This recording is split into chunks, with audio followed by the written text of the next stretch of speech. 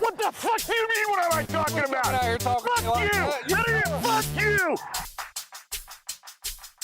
Minor league motherfuckers, what you are. I'll tell you guys something right fucking now. It's not easy to be a fucking champion, all right? It's the hardest fucking thing there is to do. Are you guys that fucking good? You're not. I'll tell you that right the fuck now. Fucking wise up.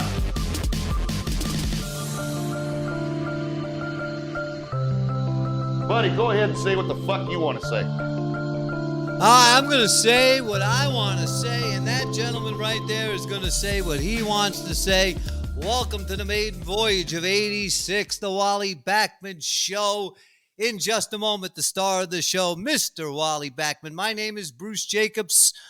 You can find me anywhere. I've been everywhere all over this country, virtually in every format, and more of that as we go along.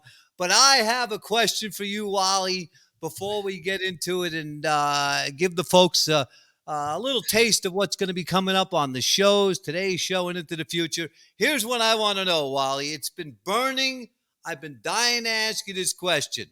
The first time they put this together, I'm sure you didn't remember my name, but the first time you saw my face, did you turn around to any of the bosses and say, "This is the loser you got for me for this show? This guy again? I thought I got rid of this guy 30 years ago." Ladies and gentlemen, the greatest second baseman in the history of the New York Mets. It's an honor and a pleasure to be working with Mr. Wally Backman. How are you, Wally? I'm doing great, but absolutely, I don't remember you coming in the clubhouse. I'm sorry to say that, but I don't remember it. But I think we're going to have a lot of fun here. You know, when Johnny, who put this thing together, told me, he goes, when I spoke to Wally and I told him I was going to put him on the show with you, he said, "Oh, yeah, I remember that guy." I said, wait till he sees my face. Now, all right, I got one or two more grays since then. The truth is, as a 19, 20, 21-year-old scared intern, shaking, I put my mic in front of a bunch of you guys, and I don't remember ever you tearing me to shreds, by the way. No, I've always tried to be good with the media, Bruce. So it's you got to have a good rapport with the media, I think, to last a long time and to enjoy the game as well. You can't run away from the media. You have to talk to the media on a daily basis. Did you never get into I don't remember you ever getting into an explosion with them. You know what? I want to have Jim Leland as one of our guests because he has the best story of me ever blowing up on a media guy. So I want to save that for down the road, but he can tell a story that will knock people's whatever in the dirt. That's awesome. Can't wait to do it. And ladies and gentlemen, just to give you an idea of going into the future, and then I'll narrow it down for you what you will hear today. We've already got some guests lined up in the next couple of weeks for older Met fans, for younger Met fans. Okay, we'll be able to, you'll be involved and ingrained in all the shows, and you'll recognize all the names and all big names. And it's going to be great. We're going to be here for you every Thursday, broadcasting 86th, the Wally Backman Show. And there'll be plenty of social media interaction. We'll be putting that together for you. So in the weeks ahead, I will tell you this. And speaking to Wally as we put this show together and just picking his brain, getting to know him a little bit, him getting to know me. The one thing, well, you're going to get a lot of things from this program you're not going to get anywhere else. In fact, today, a little bit later on, for the Met fans out there that are upset that the Mets didn't swing a big deal for a starting pitcher, Wally's been working his contacts and also the guys he's worked with. We're going to give you an idea of what the Mets pitching prospects in the high minor leagues. So the guys that are ready to ascend to the big league club. We're going to give you in-depth analysis, some names, and Wally will go in. So look, I understand as a lifelong Met fan, I think I said Metsy before I said mommy. I can tell you that there are a lot of Met fans out there upset that we didn't pick up a starting pitcher. at the trade deadline. Any thought about that real quickly, Wally? No, not really. I think, to talk about, as we get into it, talk about some of the pitching prospects. I have 5 particular names on my list when we get into it that I think could be good additions for the Mets in the near future. And with the Mets not really making that big splash, they did go out and get 3 guys. We've seen the one kid from Miami pitch the other day. I can't pronounce his name very well, but he had a pretty easy inning. He was 98 miles an hour, so he should be able to help in the bullpen.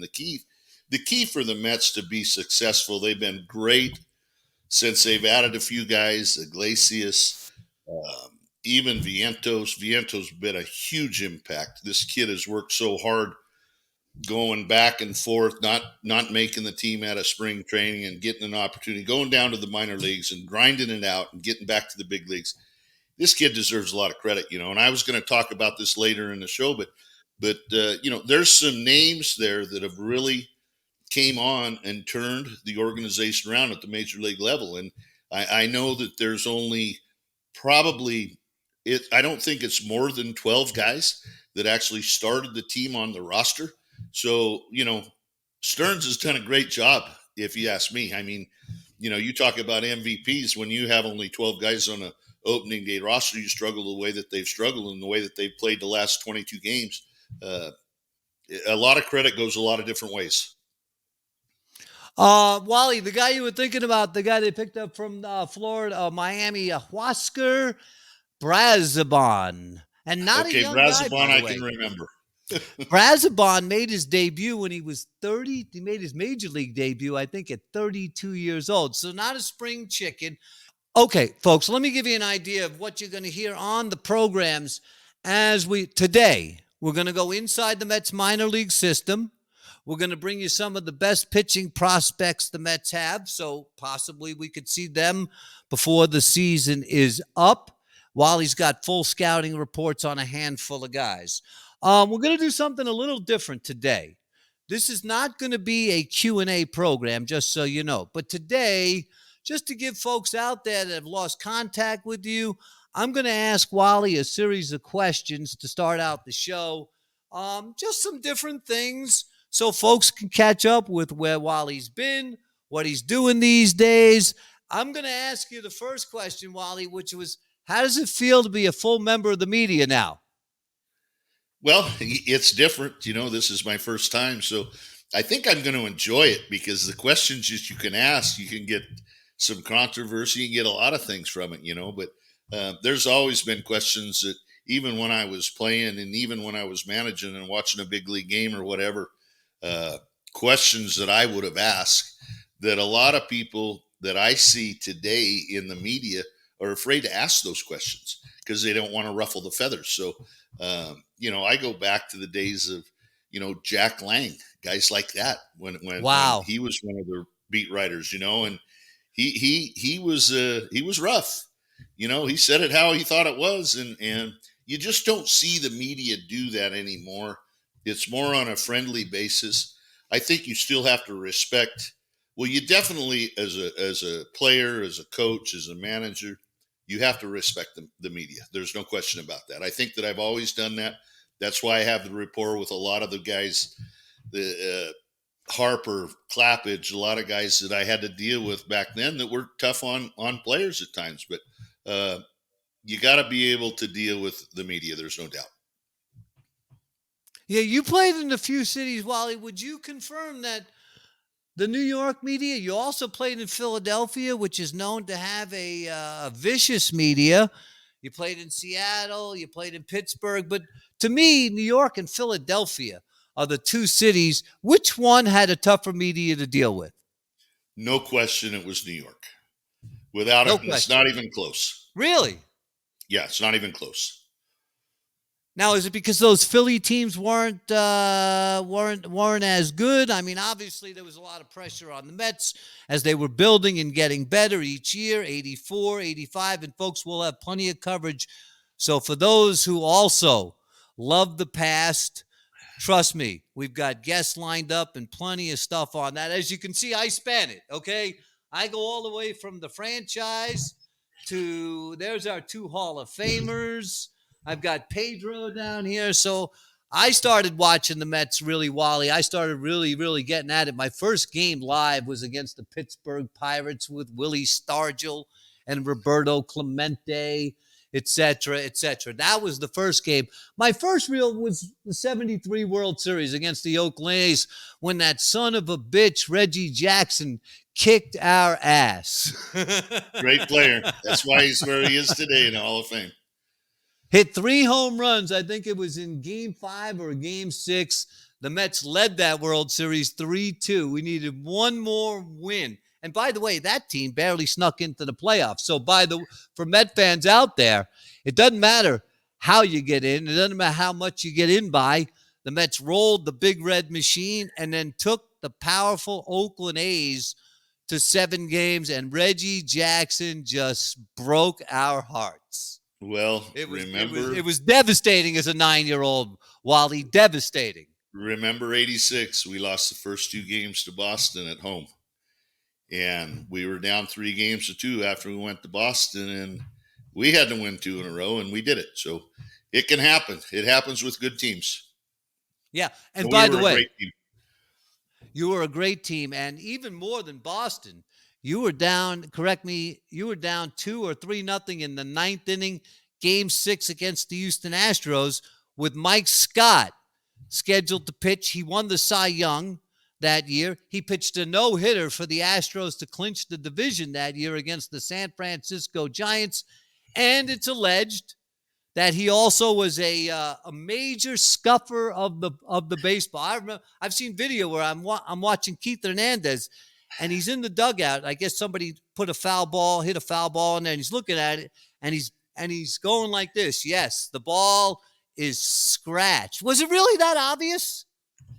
It was pretty obvious, but one thing about Scotty, I played with Scotty in the minor leagues. We did instructionally together because he was originally a Met, and he was just an average pitcher, and he came up with something new. And you know what? Yeah, there was some marks on the ball. There's a lot of people, you take advantage of everything you can do to be a better player.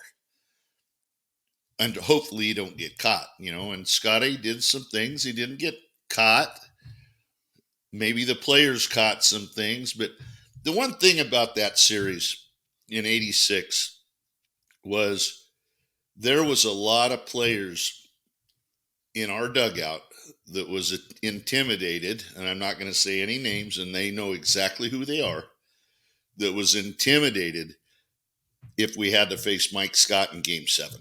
And so that comeback win in Game 6 there, not to have to face Scott, was huge for us, because I'm talking really good players that we had. They didn't want to face Scott. They were so worried about the scuffing of a baseball, what he could make that baseball do. There was talk about Roger Craig was the guy that taught him how to do this. So another great name and a great manager and player, So it was what it was. You had to put all that aside, put your nose back to the grindstone, and go out there. Played for a great guy in Davey Johnson that year and other years, and just don't worry about it. Just go out there and beat the guy. Was the 86 NLCS the best series you ever played in? Absolutely. It was better than the World Series. I agree. I think that when we played the Astros, they were tough. Both teams had great pitching, and I will tell you this from day one to the last day I'm alive, if you don't have good starting pitching, you cannot win. You have to have quality pitching, and the manager has to be able to run his bullpen. So the difference in today's game is you've got a 7th, 8th, and 9th inning guy, opposed to when I played, you got Doc Gooden, you got David Cohn, you got Sid Fernandez, you got all these guys starting that can go a minimum of 7 or 8 innings. So all you needed is a closer. But now you have your setup guy, your closer, but you really got to have 2 guys, left-handed and right-handed, to pitch the 7th inning for you to get you to those guys. So that part of the game has changed a little bit. And the other part is, of course, you can't have a specialist anymore, a left-on-left guy. So the left-handers have to get righties out as well. So a lot of specialty left-handers have lost their job over the course since that started a few years back. So, the game has changed, but between the lines, players still play the game, and I hope that they play for the same reason that I played. I played to win every single day, knowing that in a 162 game schedule, you're not going to win every game, but you have to have that mindset and that preparation to be able to win those games like that. Okay, folks, again, today's going to be a little different. I'm going to do a series of questions with Wally, just some Q&A. This is not set up as a Q&A program, but just so folks can catch up. Wally, besides media, what are you doing today? Well, I took this year off. I've managed for a lot of years. It's the first summer that I've had at home here in Oregon. My brother and I do a lot of fishing. In fact, after today, I'm going to go back to the coast and do some more fishing for halibut, salmon, and some tuna. So I enjoy the outdoors. I'm an avid fisherman. I'm an avid fly fisherman. I tie my own flies. I do things that people never thought I probably would ever do, but that has been my life. And I really enjoy it. I was actually able this summer, being the first year home, to help my son, Wally Jr., coach his son in his first year of Little League Baseball, which is way different than where I've coached before. But I enjoyed it. So I enjoyed being able to spend a little more time with my grandkids this year. And, I look forward to doing what you and I are doing. I'm not saying I'm not going back into baseball to manage, because I just thought this was a year I needed to take off and just kind of relax my mind a little bit. I love to manage. I love to run a bullpen. I love the game of baseball, and being out this summer of baseball, I've really learned how much I really do miss some of that stuff. All right. Well, I want to just lay the seeds for this, Wally. You don't need to answer this right now, okay? I want you to think about this. Put this in the back of your brain. Wally, if you ever decide to go back and manage, I think I'd make a hell of a bench coach. I just want to let you know. So just keep me in mind. Keep me. I got keep you me in mind on the list. I will tell you. I got you 50th on the list, Bruce. Okay, good. Where am I on the list? 50th. Where am I on the list? You're on the list. You're on the list. I made the list. I'm telling you, I could be all right. I'll go shag the flies and pick up the baseballs in the outfield. I'll cut the grass, Wally. I want to come with you. Wally, how old were you when you realized, listen, a lot of us loved to play baseball when we were kids. And most of us just, we just played baseball with, maybe a hope or a dream, but no talent. How old were you when you realized, you know what? This could be more of a dream than just a dream. I want to turn this into my livelihood. I think that I was like 15 years old, and I was playing for a semi-pro team. They didn't let me play at the start. I played for an American Legion team at the start because they thought I was too young. And we played in a tournament in Canada, in Kamloops, Canada, BC.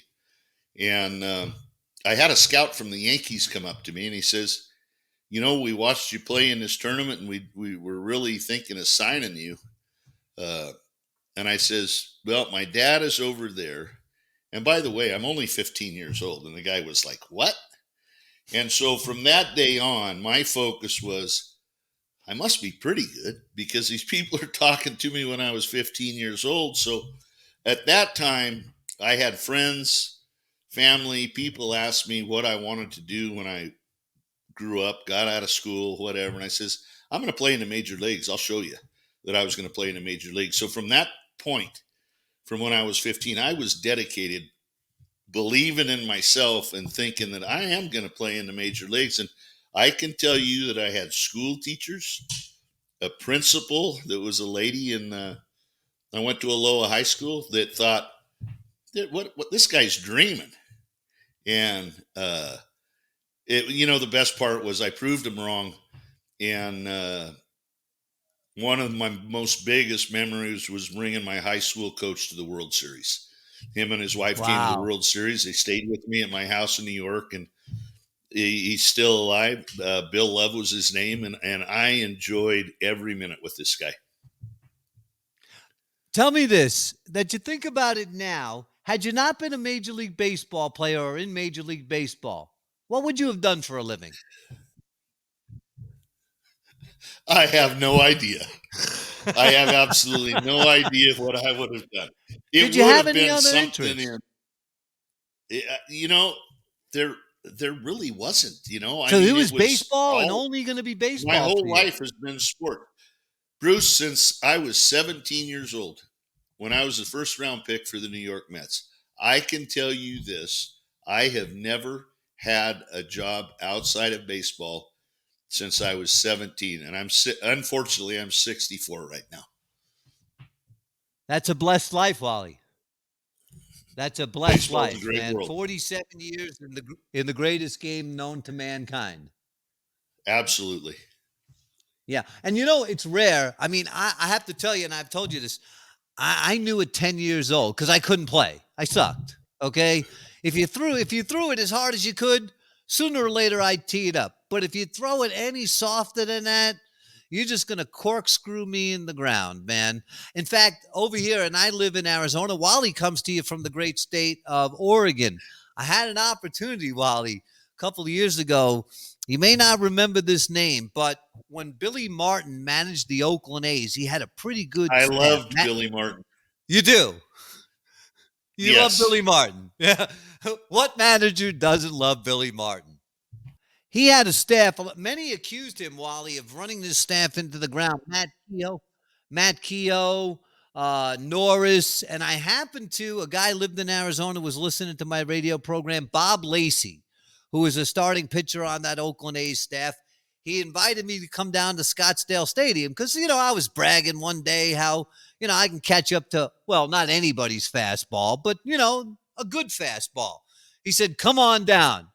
I went down there, and Wally, I think I took 15 swings, and I think maybe on the 14th swing as a left-handed hitter, I popped one into the third base dugout, and that was it.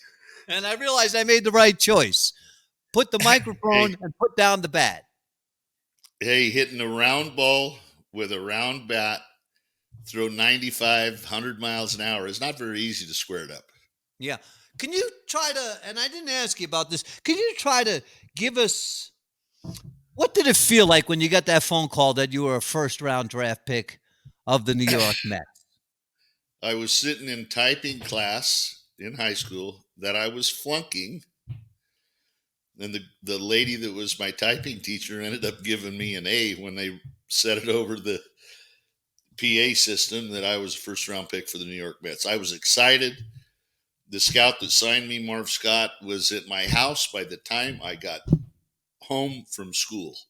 And I signed immediately. Wow. It was my dream. So I was excited. Can you tell us what your signing bonus was? I'm just curious. Do you remember?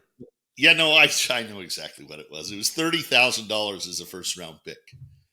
How about these $30,000? $30,000.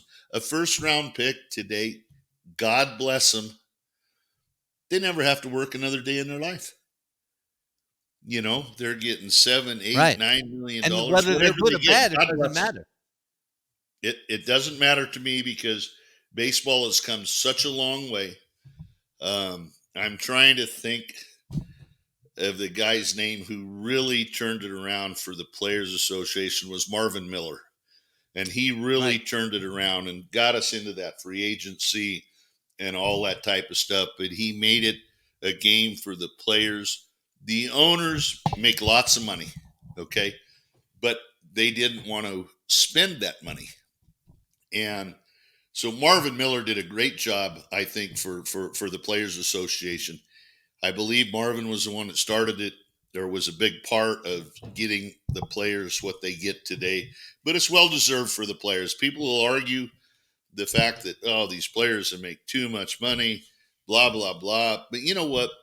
The true lifespan of a major league player is not very long. It's not that you're going to play into your late 40s or early 40s. Not some do, but not many. But if you're 40 years old and you've played until you're 40 years old, what are you going to do with the extra or the next 20 years of your life because you need to do something. But Yeah. they've made it for a player now that they can retire and they can use their knowledge for baseball to talk to people about baseball. A lot of people back in, and I can go back into the 60s because I want to have Ron Zabota as one of our guests as well. And I know Ronnie will do it. So, you go back to those guys where they didn't make any money. They had to get a real life after baseball. I was kind of in the middle where the era was starting to change. And I think what baseball's done, I'll say what the Players Association has done from baseball since I'm going to say the 80s has been huge for the players. How old were you when did you realize you wanted to manage? Did you know this while you were playing that you wanted to manage? Or I was did, that something that came to you I'll after? tell you just shortly that when I got traded from the Mets, went to Minnesota. Minnesota was a nightmare for me. But then I signed as a free agent with Pittsburgh, and I played for Jim Leland. And we had King was a third baseman, a first-round pick that the Pirates had got. And Jimmy had called me and said, Wally, I need you to play third base. I said, Jimmy, I never played third base in my life. I might have played one or two times for the Mets at third base. I hated it. And so I ended up signing there, and I said, okay, Jimmy, I'll do that. But Jimmy would tell me on a certain day I'd played 3 or 4 days in a row because I was facing all the right-handed pitching. I was a switch hitter that couldn't hit right-handed for shit. But left-handed I could hit. And he'd say, hey, Wally, we got to play Kinger today. And I'd say, okay, no problem. And those days that I didn't play, there was days where Jimmy Leland would call me down the bench. He'd say, Wally, hey, I want you to sit here and sit with me today, and I'm going to ask you some questions. And he'd ask me a question, Wally, what are you going to do in this situation? I says, well, I'm going to do this. He says, no, because they have a counter where they can bring a better player in to face the player that you want to play right now or pitch or whatever it might be. And, I started thinking then, and I'll try to keep it short, but I could talk about Jimmy Leland forever. But Jimmy would tell me why and why not. And, I was only able to play for Jimmy that 1 year. And then I went to Philadelphia, and Jimmy, I wish I never would have left Pittsburgh. I wish I would have finished my career with Jim Leland because I learned more from Jim Leland in 1 year. And I'm going out there from probably anybody. And let me tell you, I loved playing for Davey Johnson. Davey gave me my first opportunity, but I learned more from Jimmy Leland in 1 year than I could tell you every manager I played for. And I could name everyone I played for, and a few of them are Hall of Famers. So, it was good times. I mean, I played for Joe Torre when I first came up. I played for Lou Piniella in Seattle, Davey in New York. I played Jim Leland, Fergosi, Nick Leyva. I could Boy, you're talking about some great characters here. Oh, they're great people. There's stories, so many stories we could talk about. I don't know if I'd want the public to know all the stories. Don't worry, but public. We had some good times. Don't worry, public. That's why I'm here. I'm going to get it Okay. all out of them. Don't you worry about that. You must have felt really good when Jimmy Leland went into the Hall of Fame then. I had no idea you were such a big Jimmy Leland when he went into the Hall of Fame. What a humble guy, man. This guy almost quit baseball. You're talking about a guy really? that he wanted to manage in the big leagues, just never got the opportunity. And it was kind of his last straw. And we'll definitely have Jimmy as a guest so he can tell you the whole story. But this guy was the best players manager. Davey was right there too. But this guy in 1 year, the way he communicated with players, when I decided to manage and go on into the minor leagues, I realized that those players, you got to understand one thing. They're people. They're just not a number. Like when you go into the draft today, I'm not going to say Bruce Jacobs. We're going to say number 4445667. Bruce Jacobs will take in the second round. You got a number on these people. The name is second to the number. And it was never that way. I did the draft one year. The first year, I believe, I was with the Mets. I managed in Brooklyn in 2010, coming back as not a player, but as a manager. And I went to the draft, and I was shocked when I heard how they called out a guy's number. It's almost, and I believe in analytics, but it's almost like some of the analytics. You cannot measure this, buddy. You cannot measure the heart in a player. And they try to put a number on everything. But when you win a world championship, the underachievers throughout the season might be the ones that step up to the plate in the end. Interesting. And don't worry, Mr. and Mrs. Met fan out there. I will be getting all of the controversy and the salaciousness, and you'll all hear that in the next coming weeks. Like, here, I'm going to throw Wally a softball here. There would be a follow-up question I'll tell you about in just a second, but I'm not going to ask that today. Wally, who is your favorite teammate on the New York Mets all time? That's a tough question, because I tried to take Lenny Dykstra under my arm. I'll tell you who took me under their arm. That really tried to teach me the ropes was Lee Mazzelli and Rusty Staub.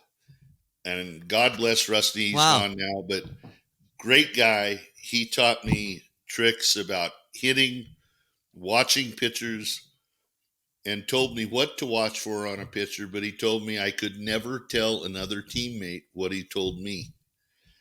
And so I never did. Yeah, no, he was there to help me. I was 20 years old when I went to the big leagues. And my first game was in Dodger Stadium. And here's even a better one. The only time I'd ever been in a major league stadium was in 1977 when I went and worked out for the Seattle Mariners. I had never seen a game in the big leagues, never watched a game in the stands or anything like that. My first game in the big leagues was in front of 55,000 fans and in Dodger Stadium, and I can name the whole team they had, but from Say, Garvey, Russell, Lopes, Baker, Monday, I could name Yeager, I could name them all. And I was in awe in front of 55,000. And Joe Torre was my manager. We got to the field late. We weren't able to take batting practice. We went out and take infield, and Joe called me in the office. He says, "How you feel today?" I said, "I feel great, Joe. I'm not thinking I'm playing." He says, "Well, you're in the lineup. You're hitting 8th today. You're playing." And so that was 20 minutes before the game, and then my head was spinning like a racehorse. So, but just great experiences I've had. Yeah. What'd you do in that first game, by the way? Do you remember? Yeah, I got a base hit my first time up. I went 2 for 4. Who's your hit? I thought, short story, I went 2 for 4. I think I drove in a couple of runs. I scored 2 runs. I'll tell you this. I got a base hit. I struck out. I hit a ball off the left center field wall in Dodger Stadium, and I only got a double. And Joe Torre was standing at the top step in L.A., and I knew I should have had a triple. I knew that already, but I thought it was a home run, and I didn't hit home runs, but I hit the shit out of it. And he met me there at the top step, and he says, "Wally," he said, "that should have been a triple. I don't ever want to see you slow down going into second base." And from that day on, I believe the big thing about Joe Torre with me was you play that game hard for 9 innings, and I don't care what you're doing. But I learned that from Joe. He bet me at the top step, and Joe's not a little guy, and I'm not a big guy. And when he met me there and he told me that, I took that to heart. And I want to believe that I played the game the right way, and I played that game hard from that point on. Well, I can just tell you, Wally, as a lifelong Met fan, you were awesome, man. And I'm not just saying that because we're working together. You're exactly what we want in player, blood and guts. So if Torre gave you the business that day, then you obviously picked up on a lesson. Because I will say this to you, I don't recall ever questioning your effort, your desire, your grit. I think every day you were the kind of ball player that guys like me just gravitated to, man. Because, Effort. For any lack of talent, your effort made you a very, very solid. And look, if we took a vote, who's the best Mets second baseman of all time? It's two guys. It's you and it's Fonzie. And we've had some other good ones, but it's you or Fonzie, and that's it. So it's Well, one of the we two. had longevity with the Mets, and we put up good numbers for the Mets. We got them to places that, or we were a part of a team that got them to places that, to the playoffs, to the World Series, things like that. So, no, Fonz was a great player. I want to say that my mind says, oh, Wally, you're the best. You won a World Series. But let me tell you, Fonzie put up some good numbers, and he was a hell of a player. Hell of a player. You both were. Folks, we're going to have a lot of social media interaction. So some of the questions that you have out there in the coming programs, we're going to do more and more on the social media. We'll tell you more about it. And as you can see, Wally's going to field any question you may have. And don't worry, the questions get tougher. All right, Wally, let's go into the state of the current Mets. And we'll also talk about the trade deadline in just a second. Wally, you've managed a lot of these guys. You've crossed paths with a lot of these guys in the minor leagues, etc. Give me your view of the state of the Mets right now, and not just this year, but moving forward with what I think is a fantastic owner after really having, by the way, I have a nickname for the Wilpons. Okay, if you ever hear me refer to the coupons, okay, that would be the Wilpons, okay, because everything was cut out the coupons, all right? But you know what? give I me got to your say idea. one thing, Bruce, really quick. They were good to me. I think that the Wilpons were good. Fred, I should say, was good to me. I heard a lot of things from Jeff, but Fred was good to me, and Fred was a diehard baseball fan that I think had only so much finance that he could really use. He tried to be the big guy, but I have absolutely not one thing to say bad about Fred Wilpon. Not one thing, and I would argue with anybody that said bad things about this guy, because this guy not only played some baseball, he loved the game of baseball. And, hey, the new owner now, Steve Cohen, this guy has everything that he has that he can spend to build a championship team. But he found out one thing in his first couple of years, that money doesn't buy a championship. He tried it. And now, I could go into some of these players that you have to build an organization with some depth. And the teams that do that you can trade players at the trade deadline because you got top prospects, or you can spend all your money and waste all your prospects and you'll have nothing in the system again. But as we're going to get into it, when you want to, I got 5 guys on my list that are pitching prospects that come from a very good individual that I trust a lot. And I won't say who it is, but it's somebody within the organization. And I trust this gentleman a lot about who the prospects really are and who to watch. And we all know that the Mets have played great in June. 16 and 22 games they won, whatever it was. But the fact is, you can't win without pitching. And there's a few pitching prospects that you just never know can come in and help an organization get through. They try to call it the dog days. I don't think there's dog days anymore, but to get through that late August and early September, pitchers, some of your great pitchers, young pitchers in the big leagues and for the Mets, they hit an innings limit and you got to shut them down. You have to protect them. And baseball does that today. I will say this, and then I want to pick your brain on some of those names. From my standpoint, Met fans who really got on Steve Cohen were wrong, okay? And the reason why they were wrong is he came in, he said he was going to spend money. He spent a lot of money, Scherzer, Verlander, etc., and it didn't work. And so why keep throwing bad money after bad money? I like the plan. I like the retrenching. I like the fact that they didn't just, fire sale the team, but even before the season and decide to build it from the ground up. Because, Stearns did a really good job building up that Milwaukee system. And, He's the doing a great Brewers. job for the Mets right now. Yes, He's doing I a agree. great job for the Mets right Yeah. now. Before we get into the minor, I do want to ask you this about the trade deadline that just passed. Are you surprised, disappointed, glad? What are you that the Mets did not trade Pete Alonso? Well, I'll tell you about Pete. I like him. And I know that not a lot of people don't like him, but how are you going to reproduce a guy that's hit 25 home runs already and drove in 70 runs? And we still have 60 games left. So if do you trade Pete Alonso to get quality prospects? Yeah, you can.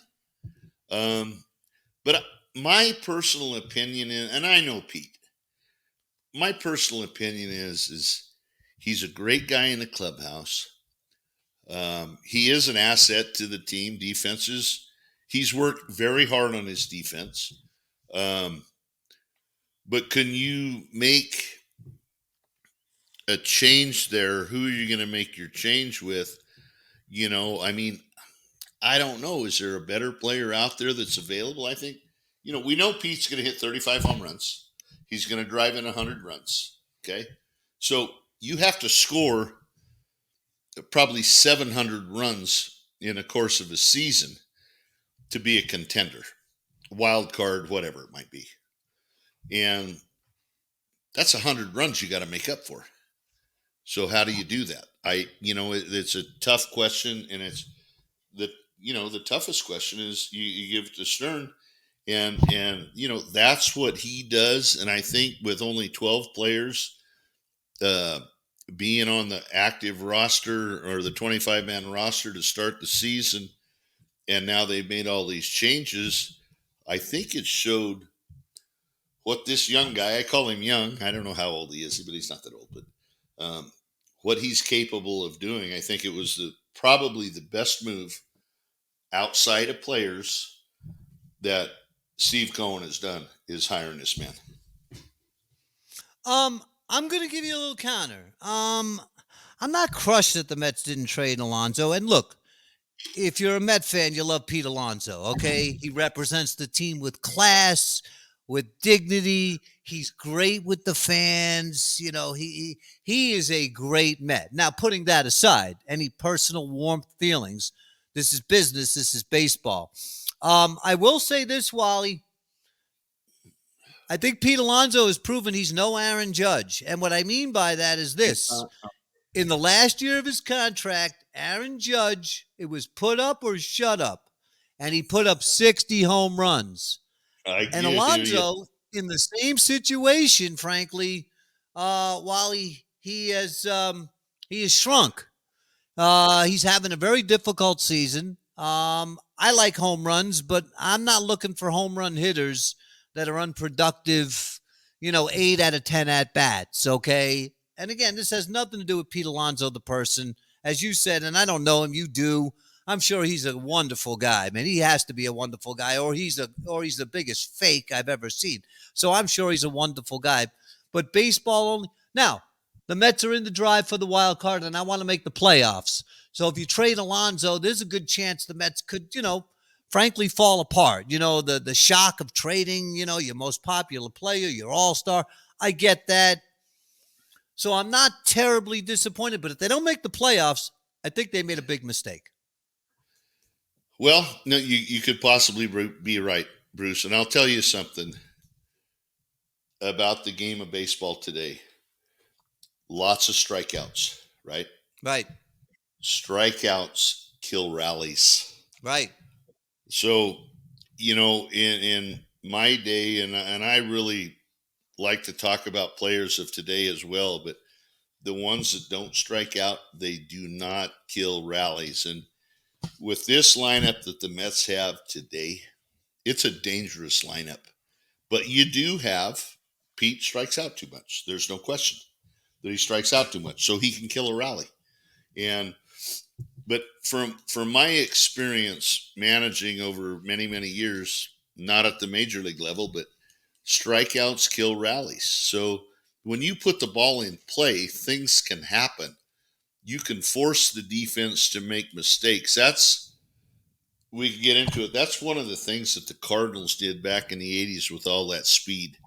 They forced the defense to hurry. The defense made mistakes, and the Cardinals capitalized on the mistakes that were made. So when you can put together a team like the Cardinals did, probably, I'm going to say in the 80s, they had all speed. They didn't have a lot of power. They had a Jack Clark. They added a few guys. Tommy Hurd drove in over 100 runs and only hit, I don't even know if he hit 10 home runs that year. But when speed can really change the game. And I hope that baseball goes back to some of those things where strikeouts do mean something. But, you'll get analytics. It'll say strikeouts don't matter. Yeah, they matter. No question they matter. Because it kills rallies. That's ridiculous. Yeah. And listen, we'll have plenty of time to talk about the evils and I guess some of the good stuff about analytics. It will be interesting, Wally. I'll wrap this part of it up on this. It will be interesting to see with Pete hiring Scott Boras, who's a pig. Okay, I don't think he cares anything about the game of baseball, and I understand he's an agent. I had an agent, and they're out to get, but not at the destruction of the game. It will be interesting, Wally, because nobody's paying Pete Alonso $40 to $50 million, and that's where he came up small, and that's where he proved he's no Aaron Judge. Well, there's only, you know what? I'll say this: there is only one Aaron Judge. And there's only another guy that's close to him, and that's Ohtani, and that's Trout. And after that, those are the three best players in the game when they're healthy, in my opinion. Wow. Okay, we're going to go to battle on Trout. Ohtani's unbelievable. No disagreement there. And, as far as Judge versus Alonso, Alonso broke Judge's record for home runs by a rookie. So, this constantly happens, by the way. Let me just say this. The Yankees are the evil empire. Your biggest mistake in your career was going to play in that sad-ass Philadelphia. I didn't want to let that go, and I'm going to get on you about that. But in the case of Alonso, no, I did think Pete Alonso could be,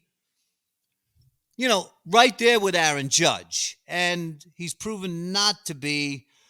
Look, if they make the playoffs, then it's probably better that they didn't deal him. If they miss the playoffs, it's going to be the biggest mistake of the year. Yeah, it could be. I look at baseball after I played and I managed and whatever. It is so important to be able to build a team from within the system. So it's really important that the scouting system and the player personnel, the manager and blah, blah, blah, the general man, all those people, they got to stay on the same page because there's certain needs and there's certain people you go after and there's certain reasons that people say, wow, why did we pick that guy as the number one pick? It's because that's a need. And so I think from building within, if you do it properly, it's important because then you have all those pieces when you get to the trading deadline. You have those pieces that you can trade. And it's about this year. It's not about next year. I don't want to hear about rebuilding a team. If you have a system that can produce players year after year to make you compete, I'm talking being a 500 team, and now you get to the trading deadline and you can step up and you can trade a few prospects, somebody that gets you over the hump to where you can win 90 games with the wild card today. Hey, yeah, I mean, we seen it last year. The Diamondbacks go to the World Series. They're a wild card team, and they were good. And the team that won the World Series was a wild card team. On the final day of the season, Texas got knocked down to second place. They were the wild card. I wanted to say one thing. I do appreciate older managers that played the game in the past, and they didn't have to play, but some of them that played. But a question that I have for you is, let's just go over the last 3 or 4 World Series. Who was the manager on the team that won the World Series? You got to You think. got Bochy last year. Okay. Right, you got Bruce Bochy last year, and he's certainly no young spring chicken, and right out of retirement too last year. Played with him. You've got Dusty Baker. The year Oh, before that, I think. I hope I'm in sequence, but yeah. Dusty Baker's No, won the you're World right. Series in the. And he's old. I mean, he's now he's not no longer the skipper of the Houston Astros. Tremendous manager. So Baker's got a lot of years on him. Bochy, I think what your point is. I think you're making a point here I am making a point. I'm about saying seasoned managers. a seasoned manager is key to success. The younger managers, they may be good down the road, but let me tell you, a seasoned manager plays the game the way he wants to play the game.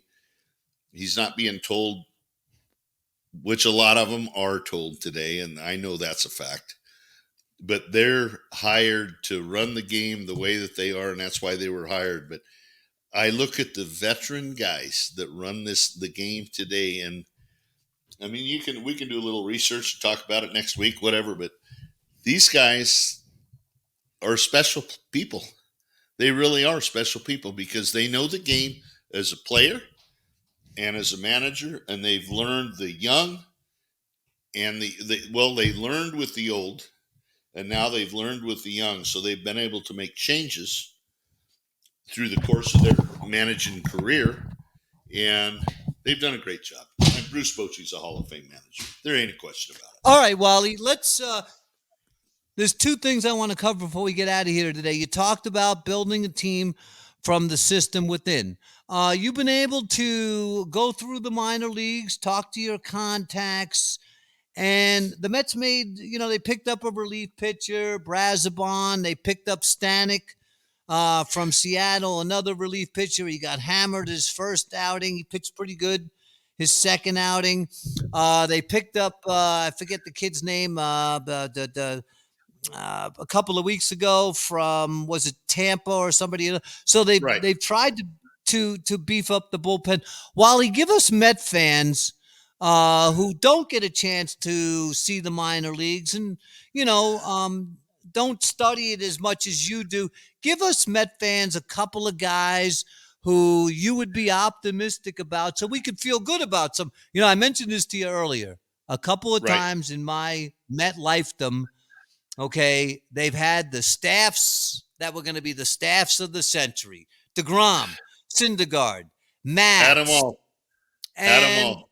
And that staff really never became what it should have been.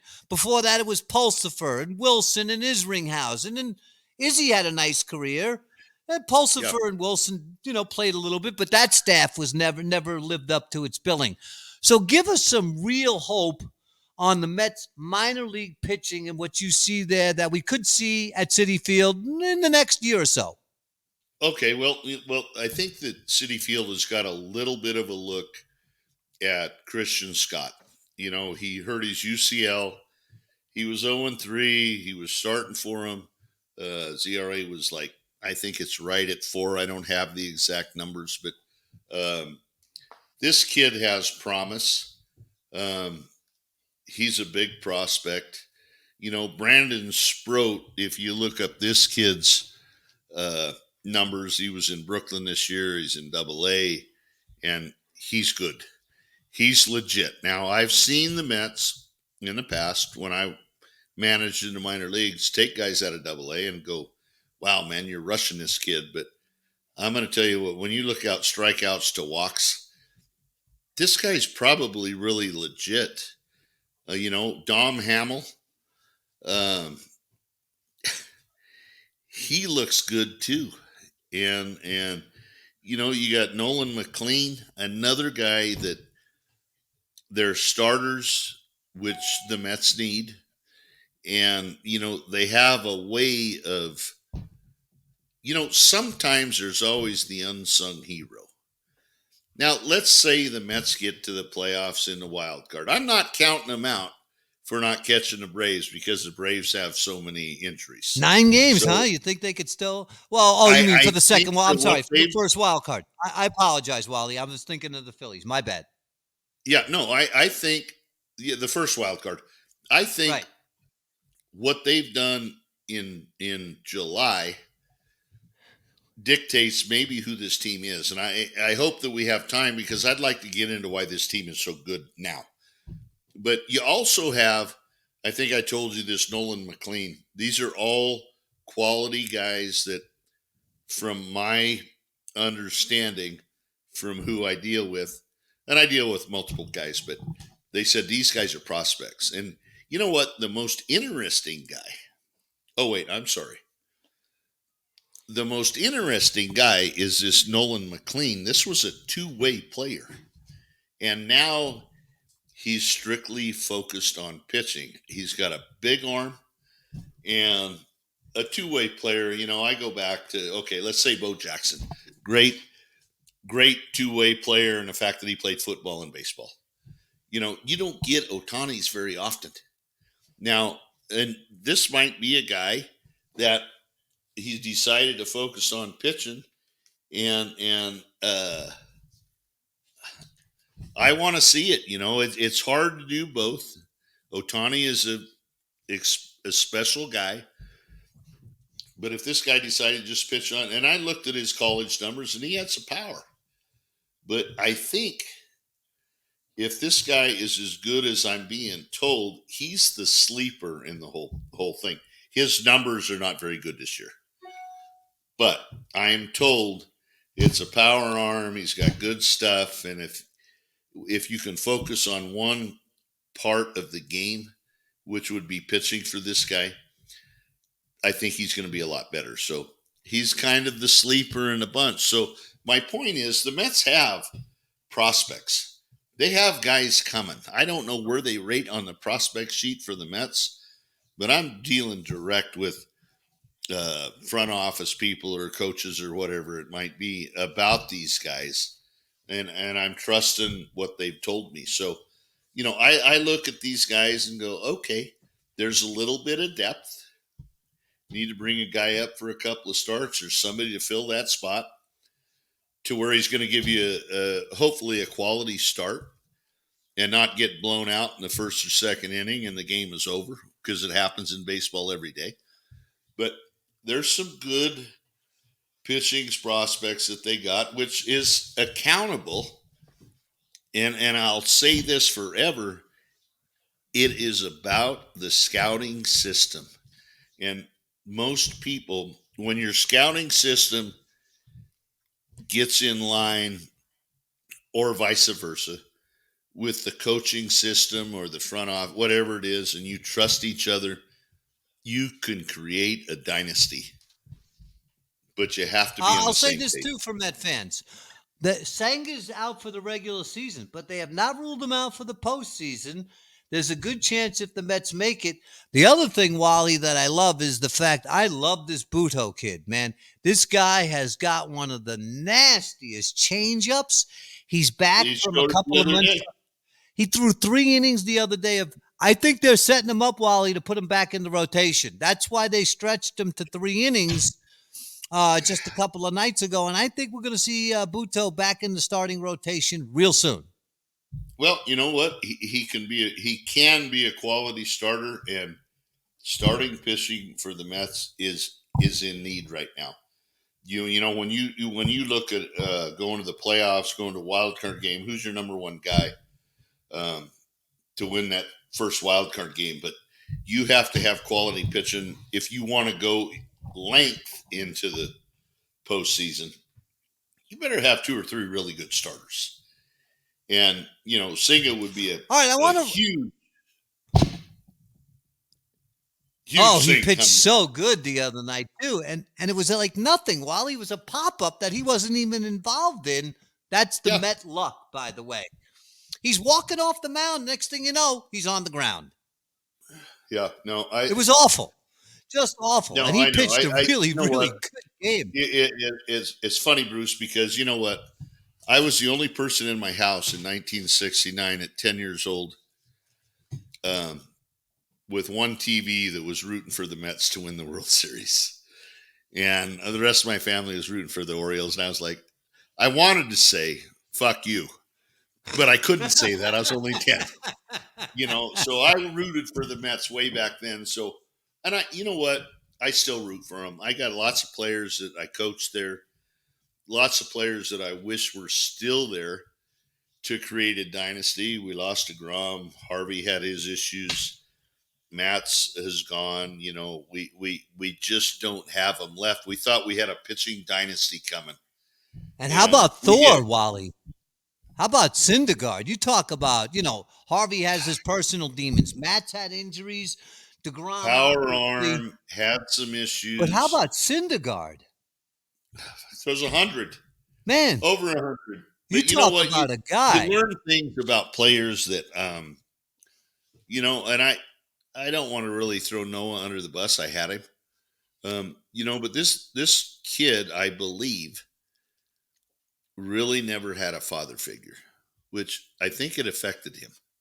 And, Noah, I sat in my office in Las Vegas, and I told Noah, I says, there's no way you're going to pitch in the big leagues. I don't care how hard you throw, but your times to home plate are a 1.5, 1.6. I says, me at 60 fucking years old can steal second base against you. And teams learned that about Noah.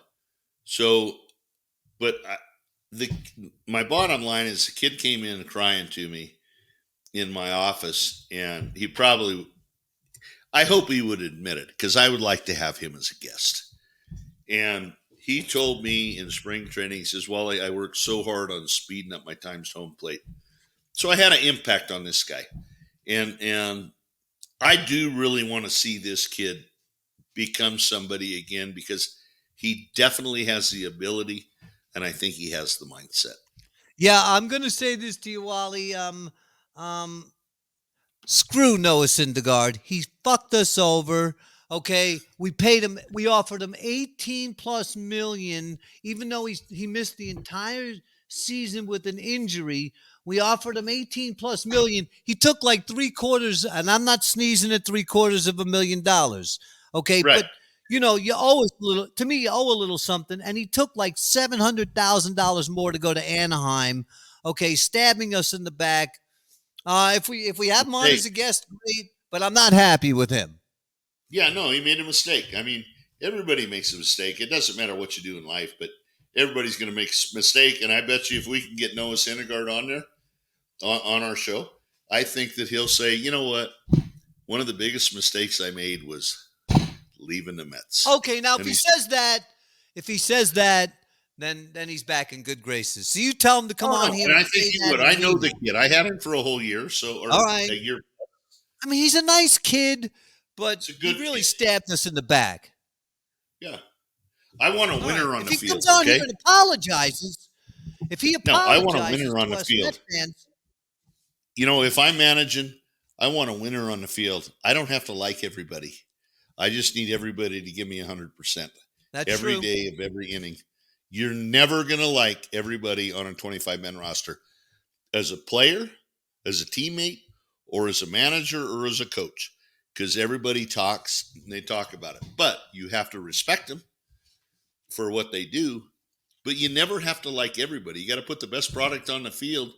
And I will tell you this, I think that is what Stern knows. And I was surprised.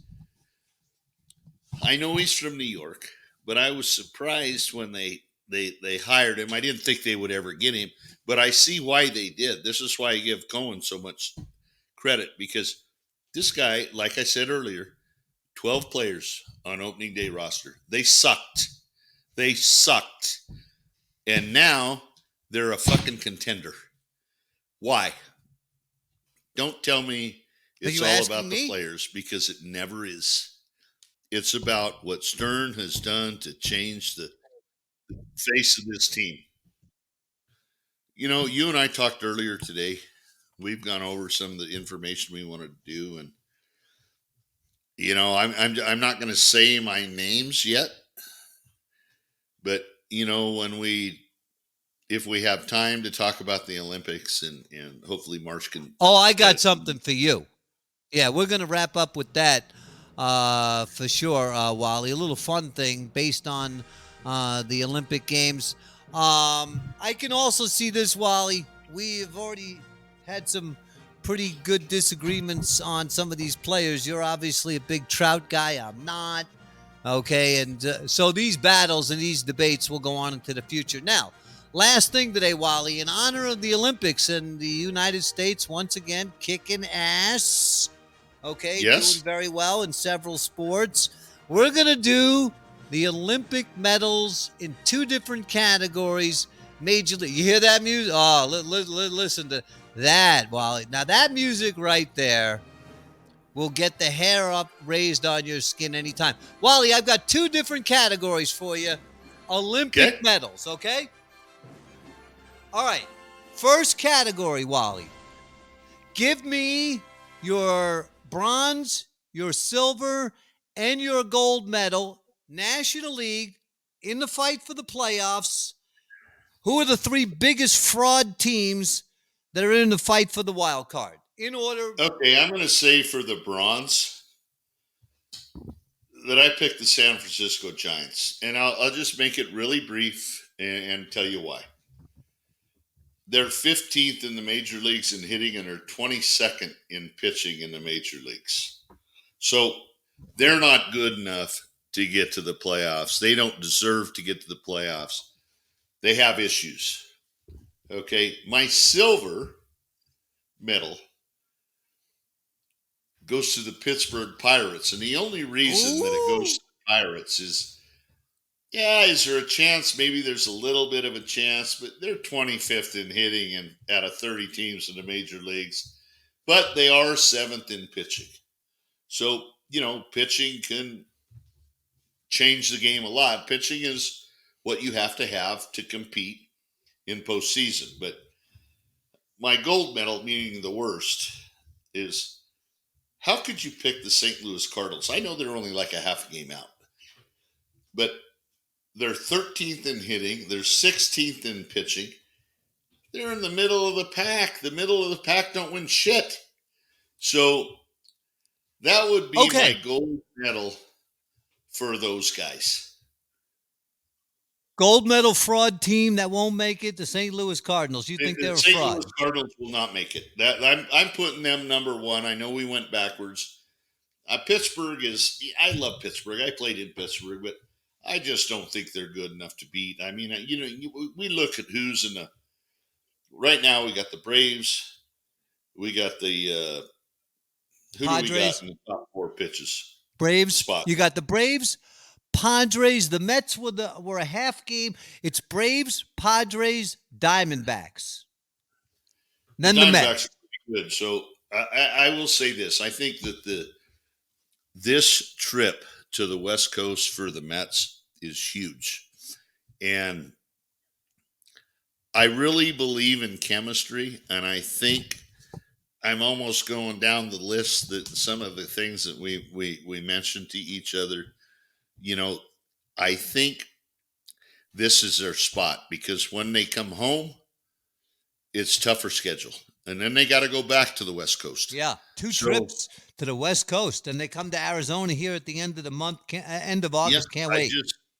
I think, and I got to go back to Stern, David, that he has put together or brought on players that changed the whole chemistry of the ball club. And anybody in baseball that tells me chemistry doesn't count is full of dog shit, because chemistry means everything. You still have to have the talent, but you have to have chemistry. And I'll just give you briefly, Vientos, Iglesias, Martinez. What have they done to the Mets to change who they are? A lot, I think. Okay, I'm going to fire you my bronze, silver, and gold fraud teams. I'm going with you on the Cardinals. I'll go gold to bronze. The Cardinals are the Okay. biggest fraud. You're not going to the playoffs with Sonny Gray and Eric Fetty at the top of your rotation. Goldschmidt he may be turning the corner on the downside, and Arenado's not had the season that he's had. I think the Cardinals are a complete fraud.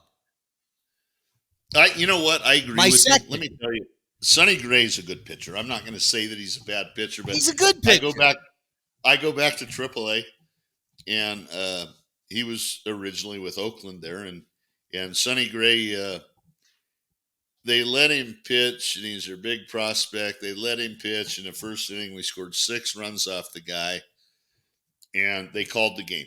They suspended the game because it wasn't a complete game yet. So, okay, no big deal. A month later, Sonny Gray, we got to play a doubleheader, but Sonny Gray pitches game 2 of the doubleheader. Well, we beat him game 1 because he was down 6-0, and he pitched game 2. Then we beat him again. So he lost 2 games in one day, but I like Sonny Gray as a pitcher, but gosh dang it, man. How many other pitchers can we name on a contending team that you want? Sonny Gray has BBs for balls, Wally. BBs. He Yes. couldn't pitch in New York. He folded. He couldn't take Oakland past the first round many times. I think he's a fraud on the number 1 fraud team. My silver medal for fraud trying to get to the postseason, the Chicago Cubs. Just give it up, Chicago. You got a nice manager. You got a nice import pitcher. You're going nowhere. The Cubs are going nowhere. They're the silver medalist fraud wild card team. And for my bronze medal, I don't think they're a big fraud. I don't think the Pittsburgh Pirates are experienced enough yet. Even though they made some nice moves at the deadline, I don't think the Pirates have enough to get there, but I do think they're on the come. No, I think they are too. I think you look over 100 games, they've played 108 games or something. You know, this team is still over 500. Wally, that young pitching. With the wild card teams. And Jared Jones. Okay, Yeah. Skeens is unbelievable. Jared Jones is unbelievable. I think he's hurt right now, but I saw him pitch against the Mets. I've seen him a number of times. Man, Skeens is getting all the headlines. Watch out for Jared Jones. This guy is nasty, Wally. No, I hear you. He's good. All right, let's go to our Olympic medals. Finally, to wrap it up, our Olympic medals, as we're a little bit past the halfway season and coming down the stretch. Mets MVP, Wally. Bronze, silver, and who would you, as of right now, and by the way, you could very well change your mind. We got 60 games to go, and it's all pressure-filled. But as of today... I'm going to go, okay, I'll go with the bronze first. Okay. When we talked about this earlier, we were talking about, I can't pick one guy. I got Jose Iglesias, I got JD Martinez, and I got Vientos. And the reason I'm giving the bronze is because they haven't been there the whole year, but they've been a part that's turned this team 100% completely around. And that's why I put them at the bronze, because they're huge assets. I managed against Jose Iglesias when he came up with the Red Sox, and I thought this might be the best shortstop I've ever seen. And you put Iglesias at second base, and you got Lindor at shortstop, you got Taylor in center, whoever you put out there.